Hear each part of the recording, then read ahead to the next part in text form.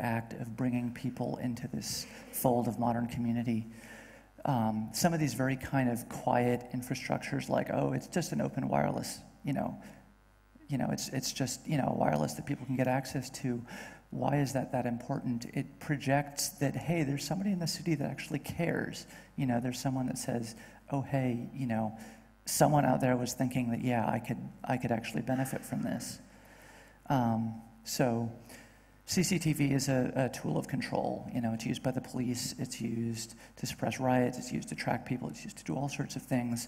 Why not build your own? A lot of the time, if there's a demonstration, oh yeah, all that footage just kind of didn't show up somewhere when it would be useful for exonerating someone. What happens if you have your own network that's offloading video off-site, and all of a sudden, when the arrests come, no, we've got video that didn't happen. Maybe it doesn't keep you out of jail. Maybe it does kind of, the police know that they're being videotaped by other people who they can't control as easily. Maybe that restrains them a bit. It's a way of democratizing this tool of control. The right to the city is the right to be heard. If you can't be heard because if you try to say something, you get thrown in jail, you don't have the right to the city. Making those kinds of demonstrations safer, even if they have no political effect, encourages people that, yes, you own the city, you are part of this community, your voice may not change anything, but it will at least still be heard. Bike lanes. Bikes are great. Bikes make good cities. Bike lanes aren't perfect. They create this concept that, well, if you're not in the bike lane, you're in the wrong place. But cities still don't always build them, and sometimes they're the only safe option. So why wait? In a lot of cities, it's just paint on the ground. You can buy line stripers at a hardware store. You can buy reflective paint. Get on a nice work vest, go out there, put in a bike lane. It helps to plan ahead of time. It helps to be familiar with other people that have tried to do this in other cities. It may not last that long. You want to match exactly the way bike lanes are installed normally. You want to make sure they're wide enough. You want to make sure all the markings are right, because otherwise, A, they'll get noticed by the city faster, and B, drivers may ignore them. It's like, oh, I don't know what that is. That doesn't actually look like a bike lane. I'm just going to treat it like something. So it's worth doing the work to do it right. But if you do it right, hey, great, new bike lane. And you didn't have to wait for some long planning process. Street furniture.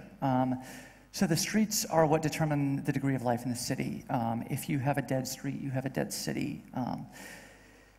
If you want to encourage life in the city, you need to make your streets more livable. If you put things out on the street so it becomes something other than a space of transit, you make that space much more living. You can work really cheaply here and say, oh, this is going to get trashed, this is going to disappear. That's probably a good idea. Or you can say, oh, well, the city puts benches in some places. If I can find a bench that looks exactly like that and I put it in, they probably won't notice that they didn't put that bench in. At least not for a really long time. Or maybe you just take an existing bench and turn it around so all of a sudden it's a lot more useful. Put up hammocks in parks and just leave them there. Say, oh, you want to go sleep in a park? Here you go, here's a hammock. Make these spaces more livable. Gardens are really nice in cities. When you have a city that's just bare dirt patches and concrete walls with nothing on them, it doesn't really feel that human. But again, plant a garden. You've got a bunch of empty little dirt patches by the side of the road, just, shove some bulbs in them or something, and in the spring, hey, you've got flowers, just ignore them. They'll survive. If you use native plants, it'll be fine. If you've got an abandoned lot near you, start a vegetable garden. You might want to ask the owner. They probably won't care as long as, it's going to be, if you're going to keep the vandals out and you're going to, and they can still build on it if they want to, whatever, it doesn't cost them anything. It may take a little bit of work for you to get the soil good. If the owner agrees, you're less likely to have whatever you're growing there trampled halfway through the season. But even if you don't ask, you can still maybe just do it. Got a really ugly building near you? Plant ivy on it. It'll take a while for it to grow, but eventually you'll have a much less ugly building that's covered in ivy. Eventually somebody may come out and notice and cut the ivy off, but you can plant it again. It grows like crazy. There's a reason why it's invasive. There's a lot of existing movements around this kind of gardening. Go out and reach out to them, especially if it's a big project. The event city. This is a set of examples that are all kind of events that happen in the city that are either creating temporary spaces, but using that idea of an event to change people's understanding of the city. One of these is thanks to Mike Bernstein in San Francisco.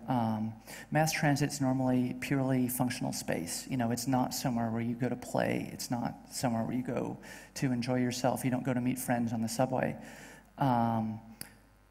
But there's this really kind of interesting theatricality of the mass transit experience where, you get on, you have this beginning, this middle, this end.